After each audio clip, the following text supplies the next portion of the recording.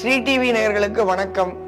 இன்றைய தினம் சுதினம், குரோதி வருஷம், தட்சிணாயனம், வருஷ ரிது, கன்னியா மாதம், அதாவது புரட்டாசி மாதம், 15ஆம் தேதி 1 அக்டோபர் 24, செவ்வாய்க்கிழமை, சதுர்தசி திதி, 41 நாழிகை 18 வினாடிகை வியாபித்திருக்கிறது. அதாவது இரவு 10:30 மணி பர்யந்தம் வியாபித்திருக்கிறது.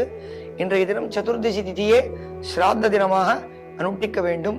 பூர நட்சத்திரம் 13 நாழிகையும், சுப்ரா என்ற யோகம் 56 நாழிகை, அதாவது தினம் முழுவதும் அமைந்துள்ளது.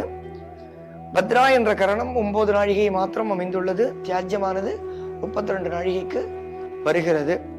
இன்றைய தினம் மகாலய பட்சத்தில் சஸ்திரஹத மகாலயம் என்றதான பிரசஸ்தமான தினமாக கொண்டாடப்படுகிறது.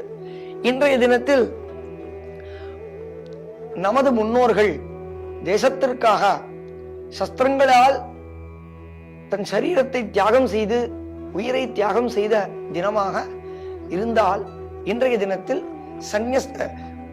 துவாதசியில் சந்நிஸ்த மகாலயம் போல் இன்றைய தினமானது சஸ்திரஹதம், தேசத்திற்காக சஸ்திரத்தினால் உயிர் நீத்தவர்களான நம்ம முன்னோர்களை உத்தேசித்து செய்யக்கூடியதான சிறப்பான பித்ரு திதியாக கருதப்படுகிறது தர்மசாஸ்திரத்தால். ஆகையால் சஸ்திரத்தினால் மரித்த உயிர் நீத்த உயிரை தியாகம் செய்ததான நமது பிதற்களை உத்தேசித்து இன்றைய தினம் சஸ்திரஹத மகாலயம் என்று சிறப்பாக கொண்டாடப்படுகிறது. பக்ஷ மகாலயத்தில் இந்த தினமும் சிறப்பு வாய்ந்ததாக அமைந்துள்ளது. பிறகு கஜச்சாயி புண்ணியகாலம் என்பது 3 நாளிற்கு வியாபித்திருக்கும். திரையோதசி, சதுர்தசி, அமாவாசை. அதே போல் இன்றைய தினமும் கஜச்சாயி புண்ணியகாலமாகவே கருத வேண்டும். நாளைய தினம் மகாலய அமாவாசை என்பதை பற்றி பார்ப்போம். வணக்கம்.